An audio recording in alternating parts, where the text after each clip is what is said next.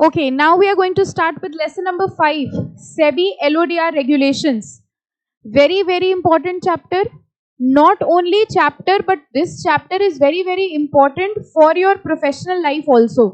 जब आप इंटरव्यूज के लिए जाएंगे, अपनी ट्रेनिंग के लिए या जॉब के लिए, तो भी जो सबसे ज्यादा क्वेश्चंस पूछे जाते हैं वो सब LODR से ही पूछे जाते हैं. अपार्ट फ्रॉम दैट, जब आप किसी कंपनी में जॉब करने जाएंगे तो वहां पर भी सबसे ज्यादा काम जो आने वाला है वो यही चैप्टर है. And I am very sure कि आप लोगों ने अलग अलग चैप्टर्स में इसका नाम पहले सुना है, LODR. ठीक है, so this is very very very important. Exam में भी बहुत सारा पूछते हैं, इंटरव्यू में भी बहुत सारा पूछते हैं. तो अगर आप लॉन्ग रन देखते हैं अपना विजन कि एक दिन ऐसा आएगा जब आप भी इंटरव्यू देने जाएंगे, मे बी ट्रेनिंग के लिए, मे बी जॉब के लिए, तब उस दिन ये चैप्टर आपके बहुत काम आने वाला है, because maximum questions have been put from this chapter only. तो अब डिस्कस करते हैं कि ये चैप्टर है क्या. SEBI LODR regulation. LODR का पहले तो फुल फॉर्म देखो क्या है, listing obligations and disclosure requirement regulations 2015. Now we are going to start from the very beginning. सबसे पहले इनिशियली लिस्टिंग अग्रीमेंट हुआ करता था.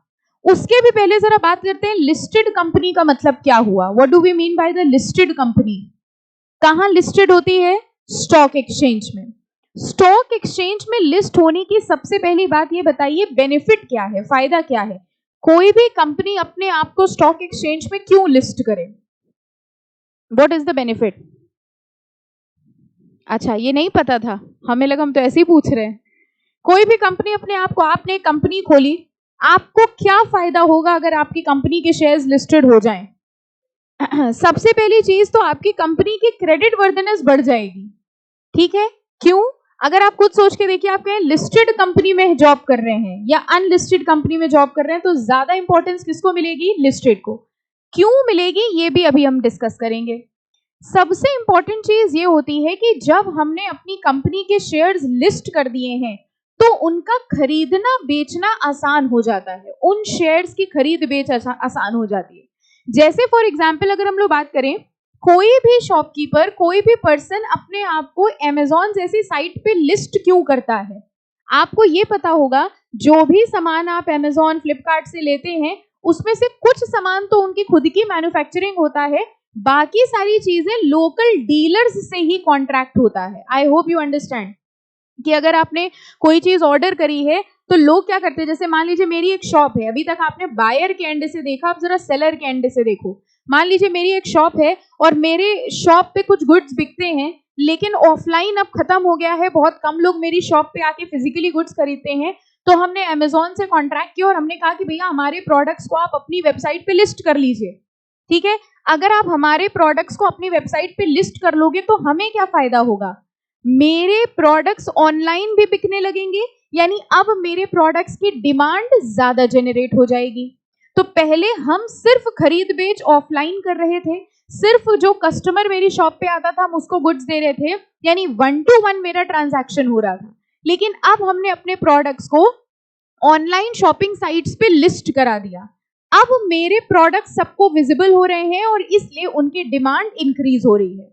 सिमिलरली मेरी कंपनी के शेयर थे, अभी तक मेरे शेयर की खरीद बेच 1-to-1 हो रही थी. हमने अपना शेयर मिस्टर ए को दे दिया, मिस्टर ए ने अपना शेयर मिस्टर बी को दे दिया, 1-to-1 हो रहा था. अब हमने अपने शेयर स्टॉक मार्केट में लिस्ट कर दिए. लिस्ट करने का मतलब अब मेरे शेयर सबको विजिबल हैं, और सबको विजिबल होने का मतलब क्या हो गया? अब उनकी ऑनलाइन खरीद बेच की जा सकती है. तो अगर हम ये अपने शेयर्स स्टॉक एक्सचेंज में लिस्ट करा देते हैं तो उनकी लिक्विडिटी बढ़ जाती है. लिक्विडिटी का मतलब क्या हुआ? खरीदने बेचने की स्पीड बढ़ जाती है. जिसको भी ऑनलाइन शेयर्स चाहिए वो स्टॉक एक्सचेंज से खरीद लेगा, और स्टॉक एक्सचेंज में उसी कंपनी के शेयर्स खरीदे बेचे जा सकते हैं जो लिस्टेड होगी. तो सबसे पहला फायदा लिस्ट कराने का ये होता है कि मेरे शेयर्स की डिमांड ज्यादा होगी, मेरे शेयर की वैल्यू ज्यादा हो जाएगी. ओके, और उनको खरीदना बेचना आसान हो जाएगा. अब हम अपनी कंपनी के शेयर्स लेके स्टॉक एक्सचेंज के पास गए और हमने उनसे कहा कि भाई हमारे देखिए 10,000 शेयर्स हैं, इन 10,000 शेयर्स को आप अपने स्टॉक एक्सचेंज में लिस्ट कर लीजिए. ठीक है, स्टॉक एक्सचेंज ने हमसे कहा कि हम आपके 10,000 शेयर्स को लिस्ट तो कर लेंगे, लेकिन मेरे पास लिस्ट होने के लिए आपको मेरी कुछ एडिशनल शर्तें माननी पड़ेंगी, ठीक है। यानी हम दोनों आपस में मिलके एक अग्रीमेंट करते हैं कि आप अपने शेयर मेरे यहाँ लिस्ट कर लीजिए और आप मेरी एडिशनल शर्तें मान लेंगे। अगर आप अपने शेयर्स मेरे यहाँ लिस्ट कराना चाहते हो तो आपको मेरी एडिशनल शर्तें माननी पड़ेंगी। और हम दोनों ने आपस में ये अग्रीमेंट साइन कर लिया। इसी अग्रीमेंट को क्या कहा गया? लिस्टिंग अग्रीमेंट, लिस्ट होने की शर्तें। इसीलिए जो जो कंपनीज लिस्टेड होती हैं उनको कंपनीज एक्ट की शर्तें तो माननी ही पड़ती हैं, प्लस उनको एडिशनल शर्तें किसकी माननी पड़ती हैं? स्टॉक एक्सचेंज सेबी की, ठीक है, जिनको हम लोग कहते हैं सेबी रेगुलेशन। तो हमने उनसे कहा अगर आपको अपने शेयर्स हमारे यहाँ लिस्ट करने हैं तो आपको हमारी एडिशनल शर्तें माननी पड़ेंगी। उनके ऊपर ज्यादा नियम कानून लगते हैं, ज्यादा कंडीशंस लगती हैं as compare to unlisted company. अब आप खुद सोच के देखिए, वो कंपनी जिसके ऊपर एडिशनल रूल्स एंड रेगुलेशंस लग रहे हैं उसकी क्रेडिट वर्दिनेस मार्केट में ज्यादा होगी कि कम होगी? ज्यादा होगी। अगर हम कहें एक लिस्टेड कंपनी एक अनलिस्टेड कंपनी है तो हमारी नजरों से भाई लिस्टेड कंपनी के ऊपर रूल्स एंड रेगुलेशन ज्यादा लग रहे हैं, सेबी ने इतने सारे रूल्स एंड रेगुलेशंस लगाए हुए हैं, इसका मतलब उस कंपनी पे ज्यादा भरोसा किया जा सकता है। जबकि अगर हम अनलिस्टेड कंपनी की बात करें तो अनलिस्टेड कंपनी तो सिर्फ और सिर्फ किसके ज्यूरिसडिक्शन में आ रही है? कंपनीज एक्ट के। इसलिए लिस्टेड कंपनी की क्रेडिट वर्दिनेस ज्यादा होती है। So these were the benefits of getting listed. अब जो भी कंपनी ने अपने शेयर, डिबेंचर, सिक्योरिटीज को लिस्ट करा दिया उन कंपनीज को क्या कहा जाने लग गया? Listed company. कंपनी लिस्टेड होती है तब जब उसकी सिक्योरिटीज लिस्ट होती है। कोई भी कंपनी स्टॉक एक्सचेंज में लिस्ट नहीं होती है।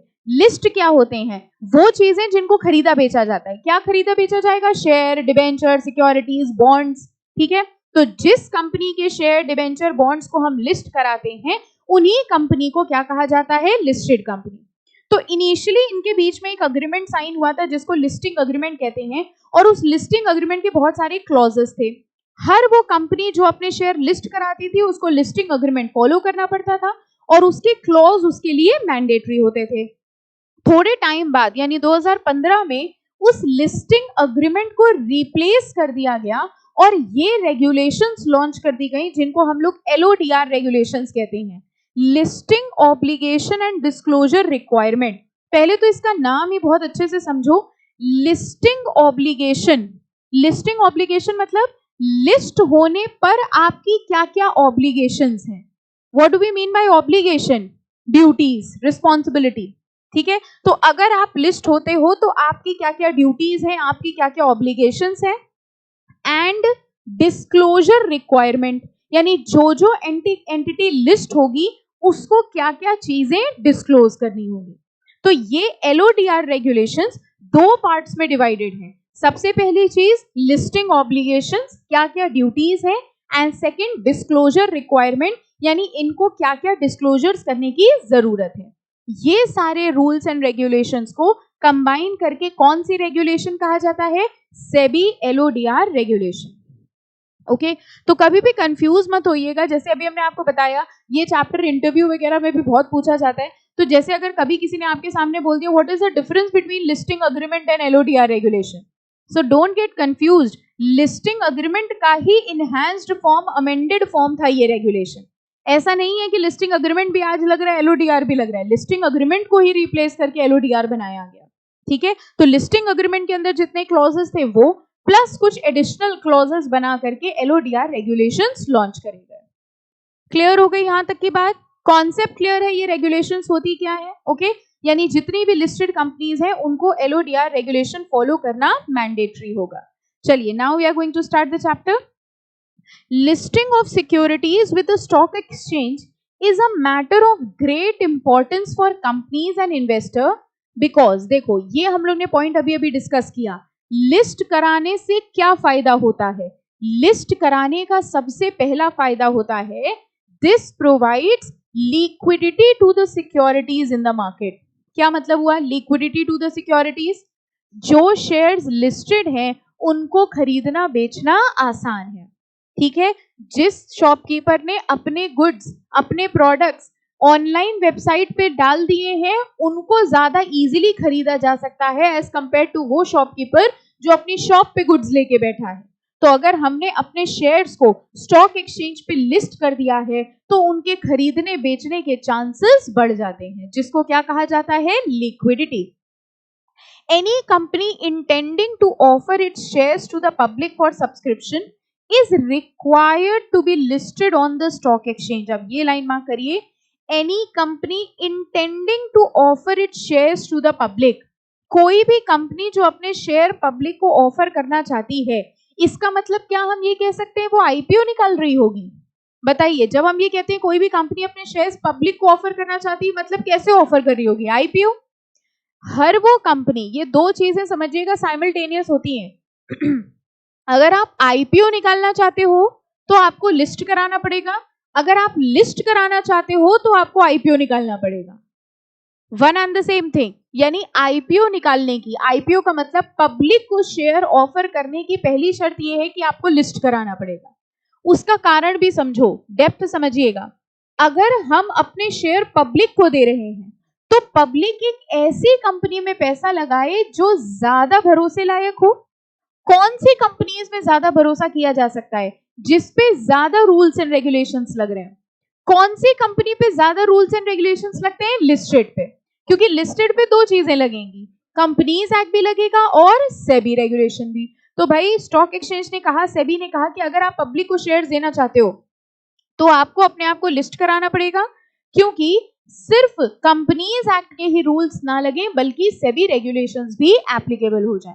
तो ये दोनों कंडीशन साइमल्टेनियस होती हैं। अगर आप आईपीओ निकालने जा रहे हो तो लिस्टिंग करानी पड़ेगी, अगर आप कह रहे हो हम लिस्ट कराना चाहते हैं तो आपको पब्लिक को शेयर्स देने पड़ेंगे। Okay, so any company intending to offer its shares to the public for subscription is required to be listed on the stock exchange and has to comply with SEBI LODR regulation 2015.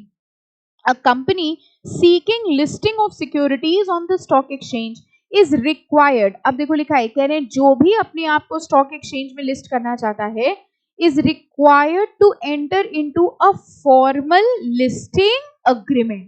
कह रहे हैं उसको stock exchange के साथ एक agreement में enter करना पड़ता है। वो अग्रीमेंट क्या कहलाता है? Listing agreement. और वही लिस्टिंग अग्रीमेंट के क्लॉजेस को अब हम लोग क्या कहते हैं? SEBI LODR regulations. Clear? Now accordingly listed entity before issuing security, कोई भी लिस्टेड कंपनी सिक्योरिटी इशू करने के पहले shall obtain in principle approval from recognised stock exchange. जब भी कोई कंपनी अपने शेयर पब्लिक को इशू करना चाहती है या किसी भी तरीके का इशू कर रही है तो उसको अप्रूवल लेनी पड़ती है, किससे? स्टॉक एक्सचेंज से।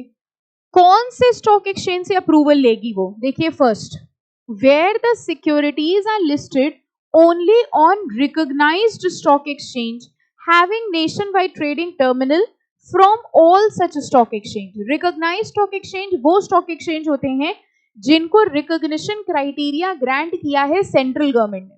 ठीक है, अभी हम लोग एक चैप्टर पढ़ेंगे सेबी। ठीक है, स्टॉक शायद फर्स्ट या सेकंड चैप्टर है आपके इसमें। तो सेबी चैप्टर में लिखा हुआ है कि कब किसी स्टॉक एक्सचेंज को सेंट्रल गवर्नमेंट रिकॉग्निशन ग्रांट करती है। तो सेंट्रल गवर्नमेंट ने अपने कुछ क्राइटेरिया बनाए हैं, कोई भी स्टॉक एक्सचेंज जब उन सारे क्राइटेरिया को फॉलो कर लेगा तो सेंट्रल गवर्नमेंट उसको क्या दे देगा? रिकॉग्निशन। और उन स्टॉक एक्सचेंज को क्या कहा जाता है? Recognised stock exchange. तो ये कह रहे हैं अगर कोई कंपनी रिकॉग्नाइज्ड स्टॉक एक्सचेंज में लिस्टेड है तो उसको हर उस रिकॉग्नाइज्ड स्टॉक एक्सचेंज से अप्रूवल लेनी पड़ेगी। Second, where securities are not listed on any recognised stock exchange, अगर वो रिकॉग्नाइज्ड स्टॉक एक्सचेंज में लिस्टेड नहीं है, from all the stock exchange in which securities are proposed to be listed. अगर वो रिकॉग्नाइज्ड स्टॉक एक्सचेंज में अभी तक लिस्टेड नहीं है तो जिस स्टॉक एक्सचेंज में वो लिस्ट होना चाहती है हर उस स्टॉक एक्सचेंज से उसको अप्रूवल लेनी पड़ेगी। किस चीज की अप्रूवल ले रहे हैं? लिस्टिंग की अप्रूवल ले रहे हैं। किस चीज की अप्रूवल ले रहे हैं? पढ़ो, यहां पे पढ़िए, listed entity before issuing securities. Share issue करने के पहले, सिक्योरिटी इशू करने के पहले उनको स्टॉक एक्सचेंज से अप्रूवल लेनी पड़ेगी। कौन से स्टॉक एक्सचेंज अप्रूवल लेनी पड़ेगी? उसके ये 3 पॉइंट्स हैं, जिसमें पहला पॉइंट था अगर आप रिकॉग्नाइज्ड स्टॉक एक्सचेंज में है तो सारे रिकॉग्नाइज्ड स्टॉक एक्सचेंज से ले लीजिए। अगर आप रिकॉग्नाइज्ड स्टॉक एक्सचेंज में लिस्टेड नहीं है तो आप जिस स्टॉक एक्सचेंज में लिस्ट होने वाले हो उससे अप्रूवल ले लीजिए। and where the securities are listed on recognized stock exchange as well as on other recognized stock exchange not having nationwide trading terminal from all recognized stock exchange having nationwide trading terminal. बताइए third point क्या है? First point, second point और third point में difference बताओ क्या है? First वाले में वो कहां लिस्टेड है? रिकॉग्नाइज्ड स्टॉक एक्सचेंज में, तो जिन जिन रिकॉग्नाइज्ड स्टॉक एक्सचेंज में लिस्टेड है उन सबसे अप्रूवल ले ले। सेकंड वाले में वो कहां लिस्टेड है? उन सारे स्टॉक एक्सचेंज में जो रिकॉग्नाइज नहीं है, अगर वो रिकॉग्नाइज नहीं है तो भी हम उनसे अप्रूवल ले लेंगे। एंड थर्ड, अगर वो रिकॉग्नाइज्ड में भी लिस्टेड है, ठीक है, where the securities are listed on recognised as well as on recognized stock exchange not having nationwide trading terminal. nationwide trading terminal का मतलब समझिए, जैसे एक स्टॉक एक्सचेंज है ऑल ओवर इंडिया, उसके ट्रेडिंग टर्मिनल है, मतलब आप कहीं से भी ट्रेड कर सकते हैं। तो स्टॉक एक्सचेंज मान लीजिए मुंबई में है, लेकिन आप उसकी ट्रेडिंग कहीं से भी कर सकते हैं, that is nation wide trading terminal, कहीं से भी उसकी ट्रेडिंग की जा सकती है, ठीक है। तो थर्ड वाली कैटेगरी कह रही है where securities are listed on recognised stock exchange having nation wide trading terminal as well as on recognized stock exchange not having nationwide trading terminal from all the recognized stock exchange having nationwide trading terminal. तो जिनके nationwide trading terminal हैं, जिनके नहीं है, हम दोनों जगह अगर listed हैं तो हम किससे अप्रूवल लें? जिनके nationwide trading terminal हैं उनकी अप्रूवल लेके हम सिक्योरिटीज इशू कर सकते हैं।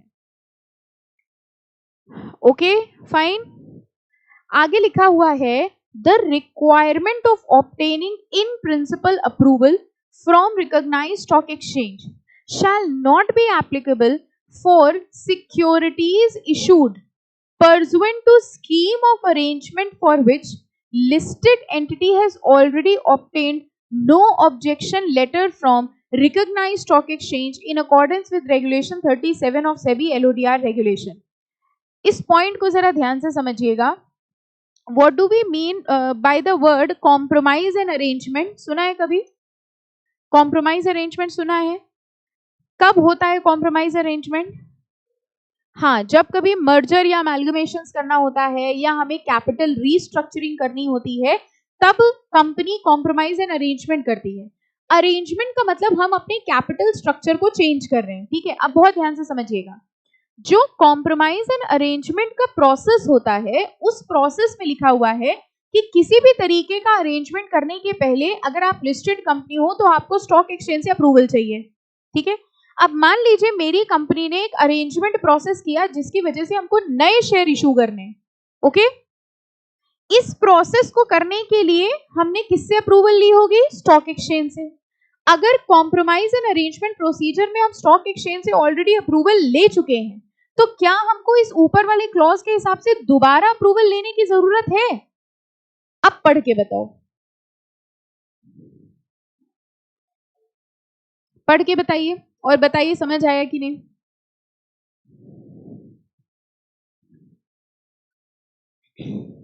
जो रिक्वायरमेंट है कि जब जब आप सिक्योरिटीज इशू करोगे आपको स्टॉक एक्सचेंज से अप्रूवल लेनी पड़ेगी, जो ये ऊपर वाला क्लॉज हम लोग पढ़ रहे थे कि कोई भी सिक्योरिटी इशू करने के पहले आपको स्टॉक एक्सचेंज से अप्रूवल लेनी पड़ेगी।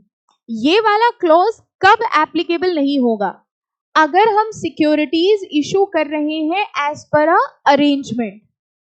तो कॉम्प्रोमाइज एंड अरेंजमेंट प्रोसीजर के थ्रू मान लीजिए हमें अपने कैपिटल को रीस्ट्रक्चर करना है, कैपिटल रीस्ट्रक्चरिंग करने के लिए हमको नए शेयर इशू करने थे। कैपिटल रीस्ट्रक्चरिंग का कंपनीज एक्ट का जो प्रोसीजर है वो ये कहता है कि अगर आपको कोई भी अरेंजमेंट करना है तो आपको स्टॉक एक्सचेंज की अप्रूवल लेनी पड़ेगी। अगर हम कंपनीज एक्ट के हिसाब से स्टॉक एक्सचेंज की अप्रूवल ऑलरेडी ले चुके हैं, तो क्या सेबी एलओडीआर रेगुलेशन की इस क्लॉज के हिसाब से हमको दोबारा अप्रूवल लेनी पड़ेगी? नो, दोबारा अप्रूवल लेने की रिक्वायरमेंट नहीं होगी। बताइए ये 3 लाइन समझ में आई कि नहीं आई? थोड़ा सा टेक्निकल है, समझना पड़ेगा, ठीक है। ज्यादा तभी समझ में आएगा जब ये अरेंजमेंट वाली बात आपको समझ में आ जाए। अरेंजमेंट का मतलब किसी भी तरह से अगर हम अपने कैपिटल को चेंज कर रहे हैं, हो सकता है हम नए शेयर इशू कर रहे हो सकता है हम अपने एग्जिस्टिंग शेयर्स को कम कर रहे हो। तो मान लीजिए हमें नए शेयर इशू करने हैं अरेंजमेंट स्कीम के अंदर, और उस स्कीम के अंदर हम ऑलरेडी कंपनीज एक्ट के अंदर स्टॉक एक्सचेंज की अप्रूवल ले चुके हैं। तो अगर कंपनीज एक्ट के कहने पर हम स्टॉक एक्सचेंज की अप्रूवल एक बार ले चुके हैं तो दोबारा हमको ये रिक्वायरमेंट कंप्लाई करने की जरूरत नहीं होगी। बताइए, क्लियर हो गया? चले आगे, पक्का? ओके। अब देखिए यहां से स्टार्ट हो रही है सेबी एलओडीआर रेगुलेशंस 2015। ये इसका पूरा डिस्क्रिप्शन है, कौन कौन से चैप्टर में क्या क्या दिया हुआ है। आपको डायरेक्टली आना है, देखिए की डेफिनेशंस लिखी हुई है, मिला? चलिए डेफिनेशंस पढ़ेंगे सबसे पहले। As per SEBI listing regulation 2015, listed entity means, LODR regulations के हिसाब से सबसे पहले देखते हैं लिस्टेड कंपनी का मतलब क्या होता है। Listed entity means an entity which has listed on a recognized stock exchange designated securities. किसको लिस्ट कराया हो? Designated security. यानी अभी हम लोग ये पढ़ेंगे कि डेजिग्नेटेड सिक्योरिटीज क्या होती हैं। Issued by it or designated securities issued under any scheme managed by it in accordance with listing agreement entered into between the entity and the recognized stock exchange. तो हर वो एंटिटी लिस्टेड एंटिटी होती है जिसने अपनी designated securities को list कराया हो। अब यहां पर बताइए क्या चीज डाउटफुल है? Designated security. We don't know what are designated security. तो जरा देखो अगली डेफिनेशन किसकी है? Designated security. इंपॉर्टेंट मार्क कर दीजिए। Designated security means specified securities. अब देखो डेजिग्नेटेड सिक्योरिटी में क्या क्या आएगा, बहुत ध्यान से देखिएगा। डेजिग्नेटेड सिक्योरिटीज में क्या क्या आएगा? सबसे पहले बताओ क्या आया? स्पेसिफाइड सिक्योरिटीज, ठीक है। अच्छा, सेकंड है नॉन कन्वर्टेबल डेट सिक्योरिटीज। क्या बता सकते हैं नॉन कन्वर्टेबल डेट सिक्योरिटीज क्या हुई? Non convertible debentures, you can say. Non convertible का मतलब क्या हुआ? They will not be converted into shares. इसका नाम सुना है सबने, नॉन कन्वर्टेबल डेट सिक्योरिटी। अच्छा, तीसरा बताओ, non convertible redeemable preference shares, सुना है नाम? Non convertible redeemable preference shares, यानी ये ऐसे प्रेफरेंस शेयर्स है जो कन्वर्टेबल नहीं है, यानी ये प्रेफरेंस शेयर्स इक्विटी में कन्वर्ट नहीं होंगे। और दूसरी चीज कैसे है? Redeemable. Fourth, perpetual debt instrument. Perpetual debt instrument means perpetuity, unlimited period of time के लिए इशू कर दिए गए। Perpetual non cumulative preference shares. Non cumulative preference share बताइए कौन से हुए? दो तरीके के प्रेफरेंस शेयर्स होते हैं, क्यूमुलेटिव, नॉन क्यूमुलेटिव। बताइए क्या हुआ? क्यूमुलेटिव वो प्रेफरेंस शेयर्स जिनका डिविडेंड क्यूमुलेट होता है। क्यूमुलेट का मतलब मान लीजिए इस साल, ठीक है, कंपनी ने प्रेफरेंस शेयर होल्डर्स को डिविडेंड डिक्लेयर नहीं किया, तो उनका इस साल का डिविडेंड क्यूमुलेट हो जाएगा। अगले साल उनको पहले पिछले साल का मिलेगा, फिर अगले साल का मिलेगा। मतलब मान लीजिए 2018 में कंपनी ने प्रेफरेंस शेयर डिक्लेयर नहीं किया, 2019 में उनको 2 साल का मिलेगा। किसका किसका? 18 का भी, 19 का भी। इसको कहते हैं क्यूमुलेटिव। नॉन क्यूमुलेटिव का मतलब अगर 18 को डिक्लेयर नहीं किया तो गया, 19 को सिर्फ 19 का मिलेगा। These are the two categories of preference shares, cumulative and non-cumulative. यहाँ क्या लिखा है?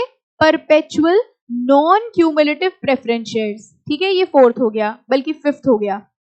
इंडियन डिपॉजिटरी रिसिट्स, अभी हम डिस्कस करेंगे क्या होते हैं। जैसे एडीआर जीडीआर होते हैं वैसे ही आईडीआर होते हैं, अभी डिस्कस करेंगे क्या है।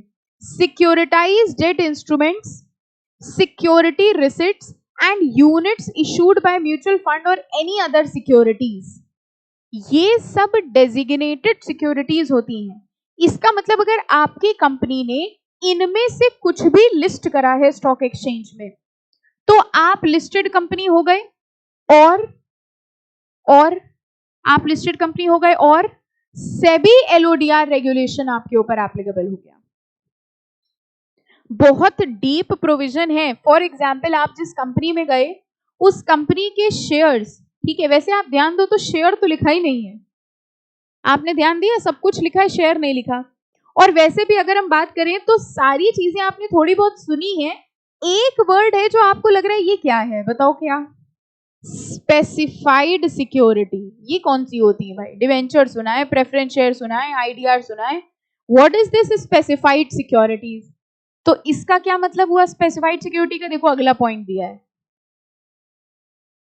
बात समझ में आई? और जरा स्पेसिफाइड सिक्योरिटी में देखो क्या लिखा है, equity shares and convertible security. अब जाके एक बात खत्म हुई, यानी कि ध्यान से आप समझिएगा, ये कह रहे हैं लिस्टेड कंपनी वो कंपनी होती है जिसकी डेजिग्नेटेड सिक्योरिटी लिस्टेड होती है। एक बात, डेजिग्नेटेड सिक्योरिटी क्या होती है?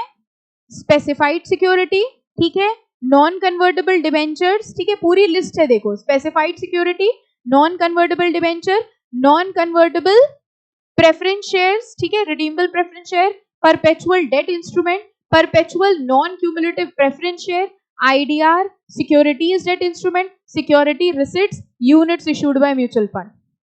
अगर इनमें से कुछ भी लिस्टेड है तो आप एक लिस्टेड कंपनी माने जाओगे। स्पेसिफाइड सिक्योरिटी के अंदर भी दो चीजें आ गई, इक्विटी शेयर्स एंड कन्वर्टेबल। अब अगर आपने ध्यान दिया हो, इसीलिए यहां पर सब जगह देखो नॉन कन्वर्टेबल दिए थे, देखो ये भी नॉन कन्वर्टेबल था, ठीक है, यहां भी नॉन क्यूमुलेटिव, हाँ ये नॉन कन्वर्टेबल, यहाँ नॉन डिबेंचर्स कवर्ड हो गए थे, और यहां भी नॉन कन्वर्टेबल था। क्यों? क्योंकि कन्वर्टेबल वाले किस में आ गए? स्पेसिफाइड सिक्योरिटी में। Are you able to analyse the definition? कुल मिला के आपको नहीं लग रहा सब कवर हो गया? भाई कन्वर्टेबल वाले और शेयर्स वाले कवर हो गए स्पेसिफाइड सिक्योरिटी में, नॉन कन्वर्टेबल वाले बाकी जितने हैं वो सब अलग से लिख दिया, और ये सब मिला के हैं डेजिग्नेटेड। तो अगर आपकी कंपनी का इनमें से कुछ भी लिस्टेड है तो आपके ऊपर सेबी LODR रेगुलेशंस एप्लीकेबल हो गए। Now why this is so important, हम इतना क्यों इस पे ध्यान दे रहे हैं? अब समझिए, मान लीजिए आप जिस कंपनी में गए, ओके, उस कंपनी में LODR रेगुलेशंस एप्लीकेबल नहीं हो रहे थे, उस कंपनी ने लेट से नॉन कन्वर्टेबल डिबेंचर्स इशू करे हुए थे जो उन्होंने स्टॉक एक्सचेंज में लिस्ट करे थे, ठीक है।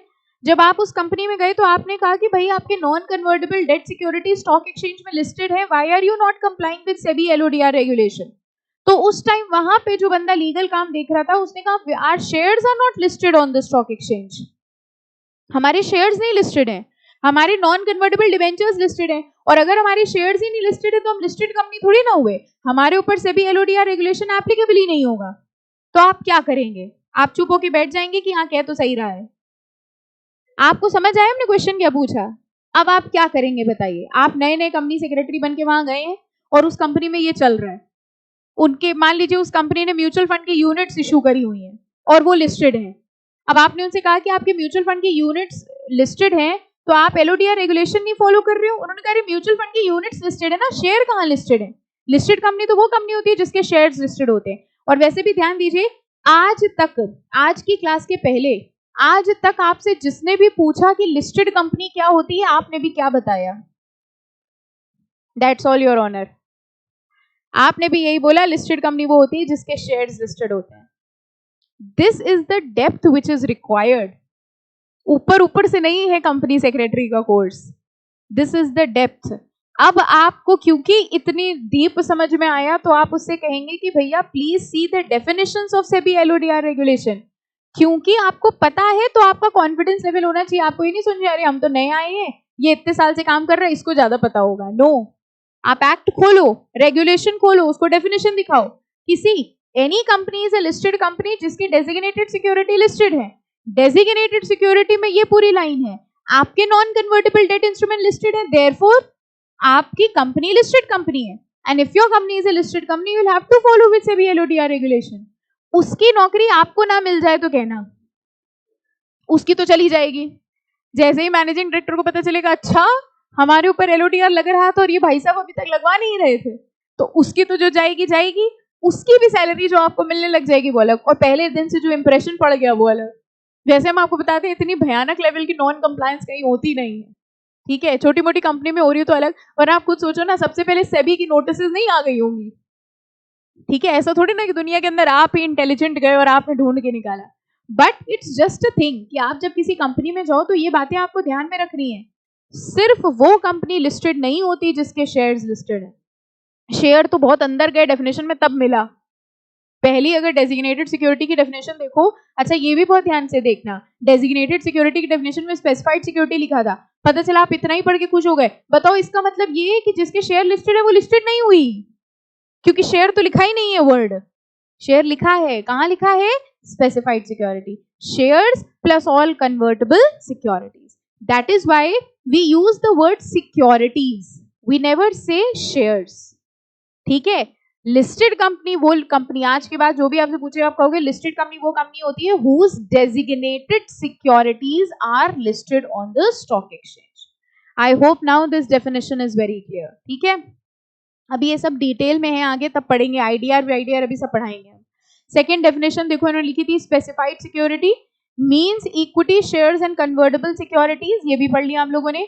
अब लिस्टिंग अग्रीमेंट, बताओ लिस्टिंग अग्रीमेंट कौन सा अग्रीमेंट हुआ, किसको करना पड़ता है किसके साथ, हर वो एंटिटी जो लिस्ट होना चाहती है उसको करना पड़ता है स्टॉक एक्सचेंज के साथ। Listing agreement means an agreement that is entered into between a recognized stock exchange and an entity on the application of that entity to the recognized stock exchange undertaking to comply with conditions for listing of designated security. ये line देखो, undertaking to comply with the conditions of listing, यानी listed company ये agreement कर रही है stock exchange के साथ और अंडरटेक कर रही है, मतलब जिम्मेदारी ले रही है कि हम आपकी ऑब्लिगेशंस को कंप्लाई करेंगे। और लिस्टिंग अग्रीमेंट की ऑब्लिगेशंस को ही क्या नाम दिया गया है, listing obligation and disclosure requirement. Clear, ठीक है। अब देखिए इन्होंने डेफिनेशन दी है इंडिपेंडेंट डायरेक्टर की। इंडिपेंडेंट डायरेक्टर की एक डेफिनेशन आपने और पढ़ी है कहां पर, कंपनीज एक्ट में। जिन्होंने पढ़ ली अच्छी बात है, जिन्होंने अभी नहीं पढ़ी वो पढ़ेंगे, ठीक है।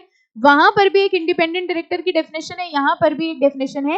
एक होमवर्क है आपका, होमवर्क बस इतना है, आपको कंपनी लॉ वाली इंडिपेंडेंट डायरेक्टर की डेफिनेशन देखनी है और ये देखनी है और ये ढूंढना है कि दोनों सेम है कि कुछ डिफरेंस है, ठीक है। अब जो बच्चे मॉड्यूल पास हो गए हैं 1, ठीक है, वो ये ना सोचे हम क्यों जाएं उधर, हमसे क्या मतलब, हमारा तो मॉड्यूल 1 हो चुका है, अब कंपनी लॉ से हमारा कोई रिश्ता नाता नहीं है। कंपनी लॉ मॉड्यूल 1 खत्म हुआ है, कंपनी लॉ आपके जीवन से नहीं खत्म हुआ है, ना हुआ है ना कभी होगा। और दूसरी चीज आपको ये भी बता दें कि जो कंपनी लॉ आपने मॉड्यूल 1 में पढ़ा है, जिन्होंने पढ़ लिया, जो पढ़ चुके या जो पढ़ेंगे, ये इस कंपनी लॉ के बाद सीएस के कोर्स में कंपनी लॉ नहीं मिलेगा आपको, ना मॉड्यूल 2 में, पहले भी हम बता चुके हैं, ना प्रोफेशनल में। सो कंपनी लॉ वही थी जो थी। So you are not going to, company law के पार्ट्स मिलेंगे, कभी कोई सेक्शन डिस्कस हो गया, कभी कुछ, लेकिन अगर आप सोच रहे हो हमें पूरी वैसे ही सब मीटिंग डायरेक्टर अभी और पढ़ाया जाएगा, अब कुछ नहीं पढ़ाया जाएगा। अब इसी जितनी नॉलेज है आपको, इसी नॉलेज के साथ आप कंपनी के अंदर जाएंगे। अब आपको डर लगा कि नॉलेज तो कुछ थी नहीं, पास तो पता नहीं कैसे हो गए, है ना, बट दैट्स द रियलिटी। इसके बाद कंपनी लॉ नहीं पढ़ाया जाएगा, बट स्टिल तो आपको करना बस इतना है, इंडिपेंडेंट डायरेक्टर की definition as per companies act and independent director की definition as per SEBI LODR regulation. हम ये जानना चाहते हैं कि आपको ये दोनों डेफिनेशन सेम लग रही हैं या कोई ना कोई डिफरेंस है। ढूंढ लेंगे, पक्का ढूंढ के बताएंगे, ठीक है। तो हम ये डेफिनेशन छोड़ रहे हैं, डिफरेंस ढूंढ के बताइएगा हमको कोई डिफरेंस है कि नहीं है। वैसे तो दिख ही रहा होगा ऊपर ऊपर, हालांकि छोड़ो। अब आते हैं एप्लीकेबिलिटी पे। ओके, दीज, अब देखो वही टॉपिक है, दीज रेगुलेशन शैल अप्लाई। बताइए किसके ऊपर एप्लीकेबल होंगी ये रेगुलेशन। These regulation shall apply to a listed entity who has listed any of the following designated securities on the recognised stock exchange. कौन सी सिक्योरिटी डेजिग्नेटेड है जरा देखिए, कहीं से भी शुरू कर लो, यहां शुरू कर लेते हैं। Specified securities listed on the main board और एसएमई एक्सचेंज और इंस्टीट्यूशनल ट्रेडिंग प्लेटफॉर्म। इसको अंडरस्टैंड करिएगा, specified securities listed on the main board और एसएमई एक्सचेंज। स्पेसिफाइड सिक्योरिटी की डेफिनेशन देखकर आए थे हम लोग, क्या थी स्पेसिफाइड सिक्योरिटी, इक्विटी शेयर्स और कन्वर्टेबल इंस्ट्रूमेंट। अब देखो एक वर्ड लिखा हुआ है मेन बोर्ड, ठीक है, और एक जगह लिखा है एसएमई एक्सचेंज। बहुत ध्यान से समझना क्योंकि सारे कॉन्सेप्ट्स न्यू हैं। एक stock exchange main stock exchange होता है, ठीक है।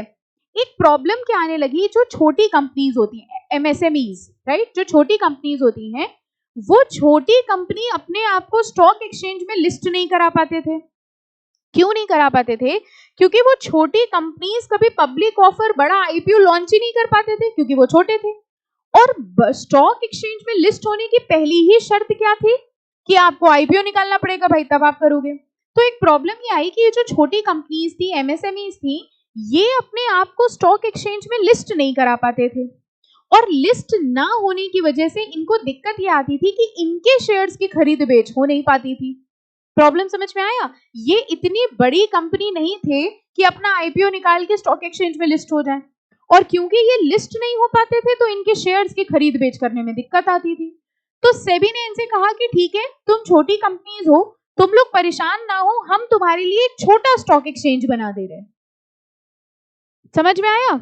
एक बड़ा स्टॉक एक्सचेंज जहां बड़ी कंपनीज लिस्ट होती थी, वो छोटी कंपनीज जो बड़े स्टॉक एक्सचेंज में लिस्ट नहीं हो पाती हैं, उनके लिए सेबी ने एक छोटा स्टॉक एक्सचेंज बनाया और उसका नाम क्या रखा? SME exchange, small and medium enterprises exchange. ठीक है, अब हमको एक बात बताओ, अगर एसएमई एक्सचेंज छोटा वाला स्टॉक एक्सचेंज है तो मेन बोर्ड क्या हुआ? मेन स्टॉक एक्सचेंज, बड़ा वाला स्टॉक एक्सचेंज। आई होप आप एग्जाम में बड़ा वाला छोटा वाला नहीं लिखेंगे। तो जो बड़ा वाला स्टॉक एक्सचेंज होता है ना, उसको मेन बोर्ड कहा जाता है। ठीक है, तो कई बार ऐसे लिखा होता है listed on the main board. Okay, तो main board means the main stock exchange, वो बड़ा एक्सचेंज, और एसएमई एक्सचेंज मींस छोटा स्टॉक एक्सचेंज जो एमएसएमईज के लिए बनाया गया है। इतनी बात समझ में आई? अब कभी मेन बोर्ड आएगा तो समझ लोगे ना। आप ये कह रहे हैं, ध्यान से समझिएगा, स्पेसिफाइड सिक्योरिटीज, स्पेसिफाइड सिक्योरिटी मतलब इक्विटी या कन्वर्टेबल, जो या तो मेन बोर्ड में लिस्टेड हो या फिर एसएमई में। अब आ गई बात समझ में? इसका मतलब अब हमको बताइएगा, मेरी एक कंपनी है, मेरी कंपनी के इक्विटी शेयर्स एसएमई एक्सचेंज में लिस्टेड हैं, क्या मेरे ऊपर एलओडीआर लगेगा? क्वेश्चन हम फिर से पूछ रहे हैं, मेरी कंपनी एमएसएमई है, ठीक है, और मेरे शेयर्स एसएमई एक्सचेंज में लिस्टेड हैं, क्या मेरे ऊपर एलओडीआर लगेगा? यस लगेगा, इस वाले क्लॉज के हिसाब से। स्पेसिफाइड सिक्योरिटी यानी कि शेयर्स जो कि लिस्टेड हो या तो मेन बोर्ड में या एसएमई एक्सचेंज में। क्लियर हो गई पहली बात?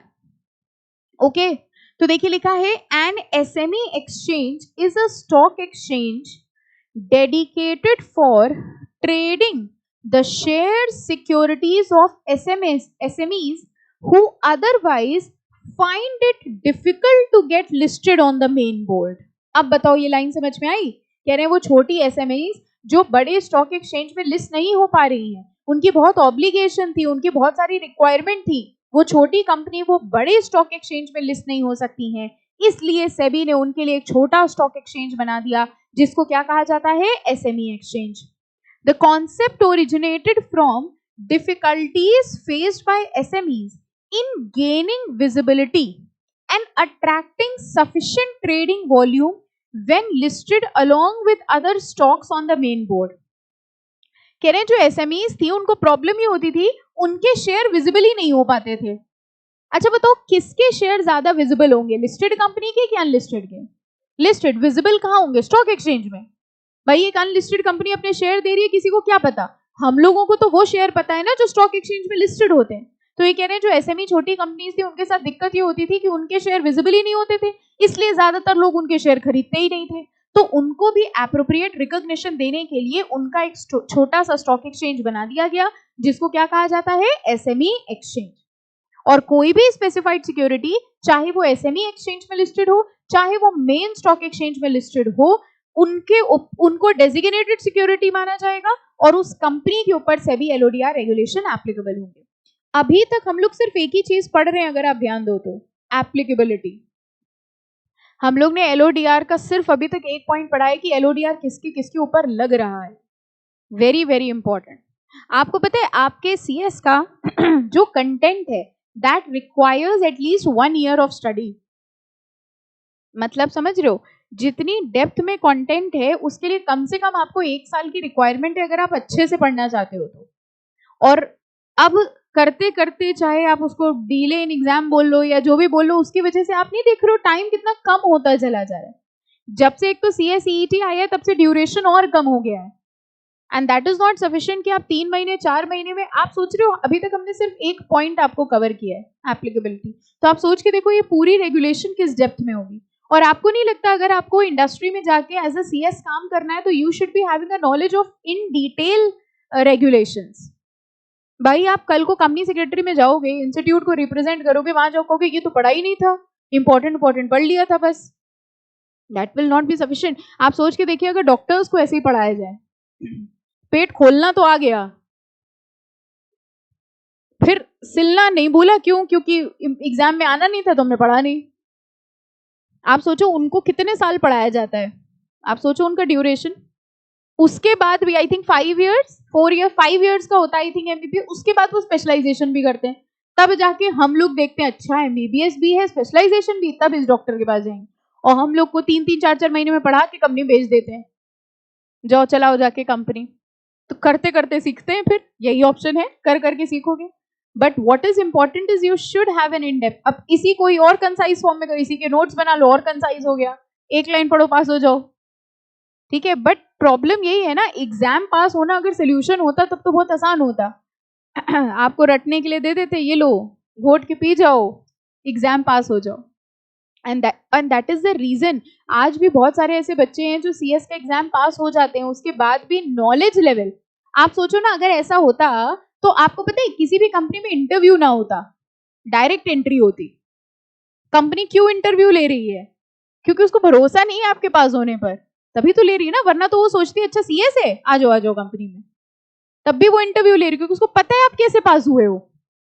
हाँ, कुछ बच्चे तो ऐसे पास होते हैं, उनसे कहते हैं अरे वाह बहुत अच्छे मार्क्स हैं, वो कहते हैं मैम हमें खुद नहीं पता कैसे आ गए। मैक्सिमम बच्चे जब पास होते हैं तो मुझसे पूछते बेटा कैसे इतने अच्छे मार्क्स आ गए? मैम पता नहीं कैसे आ गए, खुद ही नहीं पता कैसे आ गए। Okay, so you have to be very specific and law is very in detail, law बहुत डेप्थ में है, तो इसलिए जितना भी है अब वही है, due to shortage of time थोड़ा कवर करना पड़ता है। लेकिन आप खुद सोचिए अभी तक एप्लीकेबिलिटी का एक ही पॉइंट चल रहा है और ये रेगुलेशन बहुत बड़ी है, चैप्टर आपको उतना बड़ा नहीं है लेकिन रेगुलेशंस बहुत बड़ी है, ठीक है। तो it is very very important. चलो एनीवेज, हाँ अब देखिए हम आपको बता रहे थे डेजिग्नेटेड सिक्योरिटी पढ़ रहे थे हम लोग, जिसमें सबसे पहला पॉइंट हम लोगों ने पढ़ा specified security listed on the main board और एसएमई एक्सचेंज। सेकंड है एनसीडी एनसीआरपी, बताओ क्या है एनसीडी एनसीआरपी? एनसीडी बताओ क्या है?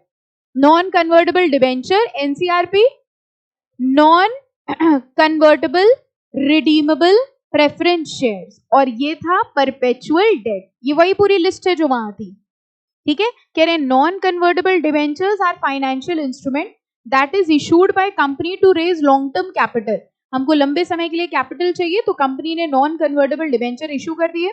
This is done through a public issue as per securities and exchange board issue and listing non convertible redeemable preference share regulation. Non convertible redeemable preference share means a preference shares which is redeemable in accordance with the provisions of Companies Act and does not include a preference share which is convertible. Obviously non convertible preference share वो preference share है जो convert नहीं होता, ठीक है, और उनके ऊपर ये रेगुलेशन एप्लीकेबल होती है, non convertible redeemable preference shares, sorry ये issue and listing of non convertible redeemable preference share. तो अगर किसी कंपनी के non convertible debenture, non convertible redeemable preference share या परपेचुअल डिबेंचर्स ये लिस्टेड हैं तो भी वो कंपनी क्या मानी जाएगी? लिस्टेड कंपनी, ठीक है। 2 पॉइंट्स हो गए। तीसरा है देखो आईडीआर, इंडियन डिपॉजिटरी रिसिट्स। अब इंडियन डिपॉजिटरी रिसिट्स क्या होती है? दीज आर रुपी डिनोमिनेटेड, लिख लो एक लाइन में, लिखा है क्या?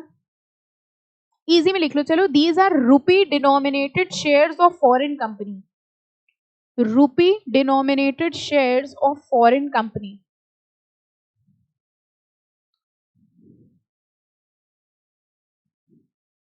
अच्छा, फॉरेन कंपनी के शेयर्स नॉर्मली किस करेंसी में होंगे? फॉरेन करेंसी में। सुन रहे हैं सब लोग? ओके, फॉरेन कंपनी के शेयर किस करेंसी में होंगे? फॉरेन करेंसी में। मान लीजिए हम फॉरेन कंपनी के शेयर खरीदना चाहते हैं लेकिन अपनी करेंसी में, हम नहीं चाहते कि शेयर एक्सचेंज हो। अगर हम फॉरेन कंपनी के शेयर खरीदना चाहते हैं तो हमें फॉरेन करेंसी में खरीदना पड़ेगा, लेकिन हमने कहा कि हम फॉरेन कंपनी के शेयर खरीदना चाहते हैं लेकिन अपनी करेंसी में, ठीक है। यानी हम नहीं चाहते कि शेयर एक्सचेंज हो, मतलब एक्सचेंज रेट एप्लीकेबल हो। फॉरेन कंपनी के शेयर्स इंडिया में इंडियन करेंसी में भी बेचे जाते हैं, जिसको हम लोग क्या कहते हैं? IDR, Indian depository receipt. देखिए लिखा है an IDR is instrument denominated in Indian rupee. किस करेंसी में डिनोमिनेटेड है? रूपी में। In the form of depository receipt created by domestic depository against the underlying, अब देखना ध्यान से, against the underlying equity shares of issuing company to enable foreign companies to raise funds from Indian securities market। यानी वो share किसके हुए? Foreign company के। Foreign company के शेयर्स इंडिया वाले अगर लेना चाहते हैं अपनी करेंसी में तो वो क्या ले लेते हैं? IDR, Indian depository receipts. ठीक है, इसका मैकेनिज्म अगर आपको समझना है तो इसी सब्जेक्ट में पार्ट बी में हम लोग डिटेल में और पढ़ लेंगे। ठीक है, और अगर फिर भी समझना है तो हम डिटेल में समझा देंगे, बट अभी हम लोग इसको ये समझ के चलते हैं कि फॉरेन कंपनी के रुपी डिनोमिनेटेड शेयर, एक्चुअली ये अपने आप में पूरा चैप्टर है आईडीआर, ओल्ड सिलेबस में था भी, अब उन्होंने हटा दिया है आपके कोर्स से, सिर्फ एक वर्ड यूज करा है आईडीआर। तो अब ये बताओ, अगर किसी कंपनी के आईडीआर लिस्टेड है, ठीक है बताइएगा, अगर किसी कंपनी के आईडीआर स्टॉक एक्सचेंज में लिस्टेड है तो उसके ऊपर सेबी एलओडीआर लगेगा कि नहीं लगेगा? यस लगेगा, because IDR is also considered as a designated security. Okay, securitise debt instruments, again ये भी एक तरीके के बॉन्ड्स होते हैं, फिलहाल के लिए अभी यही समझ लो। Securitised debt instrument shall have the meaning assigned to it under securities and exchange board issue and listing of securitised debt instrument. Actually ये जो सिक्योरिटाइज डेट इंस्ट्रूमेंट है और सिक्योरिटी रिसिट्स हैं, ये सब भी इनको बॉन्ड्स शॉर्ट में लिख लो, इनका एक्चुअल मतलब बॉन्ड्स नहीं होता, बट ये बॉन्ड्स की तरीके से ही होते हैं और इनका भी एक पूरा कॉन्सेप्ट है। जिन बच्चों ने मॉड्यूल 1 पढ़ा है शायद आपको याद होगा सिक्योरिटाइजेशन प्रोसेस, हमने बताया था आपको। स्पेशल पर्पस व्हीकल जब आपने पढ़ा होगा, आई गेस इन एसबीईसी, वहां हमने आपको एक सिक्योरिटाइजेशन प्रोसेस बताया होगा, एक चार्ट ऐसा बना था, उसी के होते हैं ये securitise debt instrument and security receipts. ठीक है, फिलहाल के लिए अभी के लिए सिर्फ इतना ही समझ लीजिए कि ये एक तरीके के बॉन्ड्स होते हैं। अगर आपको अगेन इसकी भी इन डेप्थ नॉलेज चाहिए तो आप हमें अलग से बता दीजिए तो हम फिर से समझा देंगे। ठीक है, फाइन। तो हम लोग लिस्ट पढ़ रहे थे बेसिकली, और एक और है units issued by mutual fund. I think this is easy, है ना, units issued by mutual funds. ये सब के सब होते हैं डेजिग्नेटेड सिक्योरिटी, और अगर किसी कंपनी की इनमें से कोई भी डेजिग्नेटेड सिक्योरिटी लिस्टेड होगी तो वो लिस्टेड कंपनी मानी जाएगी और उसके ऊपर से भी एलओडीआर रेगुलेशन एप्लीकेबल हो जाएगा। I hope everything is clear till now. Doubt? हाँ बेटा, ओके। डाउट एक्चुअली ये है, हाँ डाउट हम बता दे रहे हैं, डाउट ये है कि म्यूचुअल फंड की तो खुद की सेबी रेगुलेशंस हैं, राइट? यही पूछना चाह रहे थे ना, म्यूचुअल फंड की तो खुद की सेबी रेगुलेशंस हैं, तो फिर यहाँ पे क्यों एप्लीकेबल होगा? सबकी सेपरेट रेगुलेशन तो लगी रही है उनके ऊपर, प्लस एलओडीआर। तभी आप जिस भी रेगुलेशन में देखोगे ना, वहां लिखा रहता है कि ये रेगुलेशन तो लगेगा, प्लस ये काम करना पड़ेगा एलओडीआर के हिसाब से, बिकॉज एलओडीआर रेगुलेशन सिर्फ दो बातें करता है, list obligation and disclosure, that's it, बाकी कोई नहीं करता। जैसे अब अगर हम आपसे कहें म्यूचुअल फंड का एडवर्टाइजमेंट कोड, म्यूचुअल फंड का एडवर्टाइजमेंट कोड एलओडीआर नहीं बोलता, कौन बोलता है? SEBI mutual fund regulation. लेकिन म्यूचुअल फंड की ऑब्लिगेशंस क्या है, म्यूचुअल फंड की कंपनी को डिस्क्लोजर क्या करने हैं, ये उनको करना पड़ेगा एज पर एलओडीआर रेगुलेशन। तो आपको ये भी ध्यान रखना है कि इनके ऊपर और कौन सी रेगुलेशन है, एलओडीआर तो लग रही है, plus what all regulations are applicable. Okay, चलो अब फाइनली पढ़ेंगे कि भैया ऑब्लिगेशंस हैं क्या इनकी। कह रहे obligations of listed entity, the obligations have been classified under following category. कह रहे इन कैटेगरीज में ऑब्लिगेशन है। सबसे पहला बताओ, समझ में आया कि नहीं? पहला पढ़ के बताओ, पहला समझ आया क्या लिखा है? Common obligations applicable for all listed entity, यानी जितनी भी लिस्टेड एंटिटी हैं इस कैटेगरी में जो ऑब्लिगेशंस आएंगे, ऑब्लिगेशन नहीं बताई, ये कैटेगरीज हैं सिर्फ, ये देखो ये सिर्फ कैटेगरीज हैं। हाँ देखिए लिखा है द फॉलोइंग कैटेगरीज, जितनी ये अलग अलग कैटेगरीज हैं और इन कैटेगरीज में जितनी भी ऑब्लिगेशंस है वो किसको किसको फॉलो करनी है। फर्स्ट है common obligations which is applicable for all listed entity. Second देखिए क्या है, obligations of listed entity which has listed it's specified securities. मतलब ये बताइए किसके ऊपर एप्लीकेबल हो रहा है? जिनकी स्पेसिफाइड सिक्योरिटी लिस्टेड है। Specified security shares and convertible either listed on the main board और एसएमई एक्सचेंज।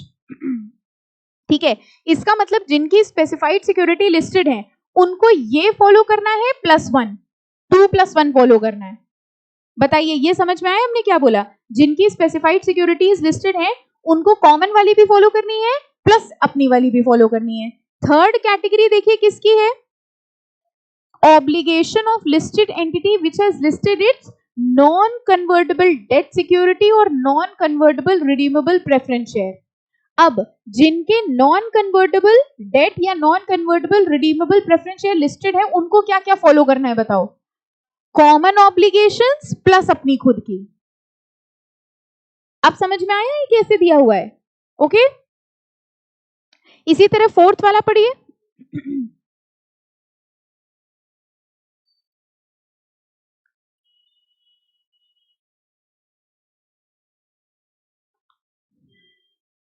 देखिए फोर्थ में क्या लिखा है? Obligations of listed entity which is listed it's specified security and either non convertible और non convertible redeemable preference है।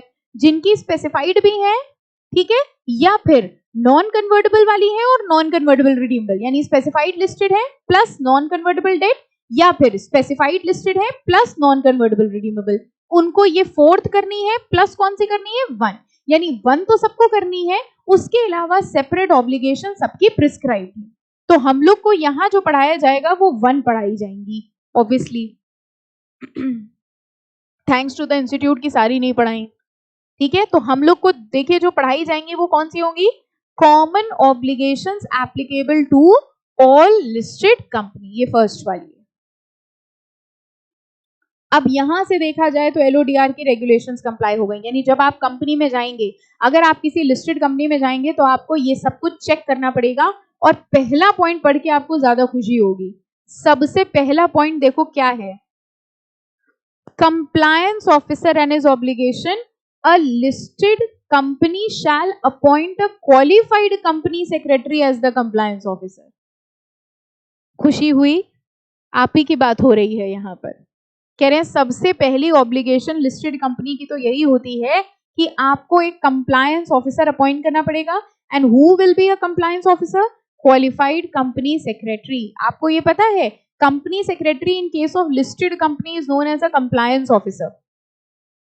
Listed companies में आपको कंप्लायंस ऑफिसर कहा जाता है, ठीक है। Normally you are a company secretary in case of listed company. जब भी किसी लिस्टेड कंपनी का आप कोई भी नोटिस या कुछ देखोगे, या अगर आप लिस्टेड कंपनी के सीएस बनते हो, then your designation will be a compliance officer.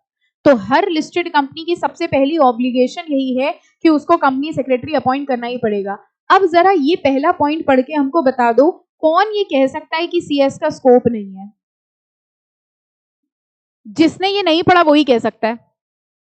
इस पॉइंट का आप मतलब समझ रहे हो? हर लिस्टेड कंपनी को कंपनी सेक्रेटरी रखना ही पड़ेगा। अभी तो हम सिर्फ लिस्टेड को पकड़ रहे हैं, जबकि आपको ये पता है कि कंपनीज एक्ट में भी रिक्वायरमेंट है एज अ केएमपी। चलो उसको छोड़ ही दो, सिर्फ लिस्टेड भी उठा लो। और आप जरा एक नेट पे गूगल पे सर्च करके देखना कि हमारे देश में कितनी कंपनीज हैं और कितनी लिस्टेड हैं, और हर कंपनी को एक कंप्लायंस ऑफिसर तो रखना ही है। इस लाइन को देख के समझ के हमको कोई ये बता दे कि आप कैसे कह सकते हो scope of company secretary is very less.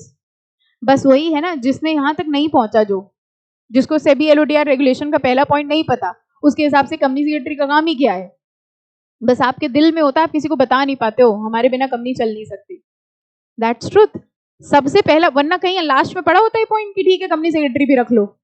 वो कह रहे नहीं, कंपनी सेक्रेटरी कंप्लायंस ऑफिसर रखना मैंडेटरी है, यानी जॉब तो आपकी लगनी ही लगनी है। और आपको लग रहा है जितनी ऑब्लिगेशंस हैं उस हिसाब से आपको लगता है एक कंपनी सेक्रेटरी से काम चल जाएगा बड़ी कंपनियों में? आपको खुद को लग रहा होगा यार हम अकेले नहीं संभाल पाएंगे, हमारे दोस्त को भेज दो साथ में। That is the truth. Team होती है। अगर आपको हम दिखाएं तो ये तो देखो ऐसे लिखा है, अब देखो एक चार्ट ऐसा बना होगा, यहां से देखो शुरू हो गई है कंप्लायंसेस। वन टाइम कंप्लायंस यानी कि कंपनी को एक बार करनी पड़े जो। इसके बाद ये देखो क्वार्टरली कंप्लायंस, मतलब ये कंपनी को हर 3-3 महीने में करना पड़ेगा, ठीक है। हाफ ईयरली कंप्लायंस हर 6 मंथ्स में ये करना पड़ेगा, ठीक है। ईयरली कंप्लायंस हर साल के एंड पे ये करना पड़ेगा। ये भी ध्यान रखना, हर साल के एंड में 6 ईयर भी एंड होगा, क्वार्टर भी एंड होगा। सोचते रहो हमने क्या बोला, आपको समझ में आया भाई? 6 मंथ्स के एंड में हाफ ईयर भी एंड होगा, एक क्वार्टर भी एंड होगा। तो क्वार्टर वाली कंप्लायंस भी जाएंगी, हाफ ईयर भी जाएंगी, और जो ईयरली कंप्लायंस है वो तो जाएगी ही जाएगी। और एक इवेंट बेस्ड भी हो, हाँ ये देखो एक इवेंट बेस्ड, जब जब ये इवेंट होगा तब तब कंप्लायंस होगी। और ये सब कंप्लायंस हो रही है कि नहीं ये देखता है कौन? Compliance officer. कंप्लायंस ऑफिसर कौन? आप समझ में आया आपका काम क्या है? तो बच्चे अक्सर पूछते हैं मैम बाकी सब तो ठीक है, हम लोग कंपनी में जाके करेंगे क्या? ये करना है। ये चार्ट, ये डेट्स एकदम आपके दिमाग में होनी चाहिए। अब अपने दोस्तों रिश्तेदारों का बर्थडे और डे एनिवर्सरी सब भूल जाओ, बस ये याद रखना कि मंथ खत्म होने के 7 दिन के अंदर ये फॉर्म फाइल होना है, 15 दिन के अंदर ये फॉर्म फाइल होना है, ये काम है बस आपका। ट्रू अगर एग्जैक्ट शब्दों में आप जानना चाहते हो तो योर वर्क इज दिस। इसका एक चार्ट, एक सॉफ्टवेयर बना के रख लो कि 7 दिन में ये फॉर्म जाना है, 15 दिन में फॉर्म जाना है, 30 दिन के बाद ये जाना है, अब ये काम हुआ है तो ये फॉर्म जाना है। All these disclosures are to be made to the stock exchange. समझ आया? और अभी एग्जाम के लिए भी याद करना है। Okay, so I hope LODR एक बेसिक आइडिया लगा, ठीक है। नेक्स्ट लेक्चर में हम लोग इसके कंप्लायंसेस स्टार्ट करेंगे। ओके, इंटरेस्टिंग और नॉट? यस, चलो ओके।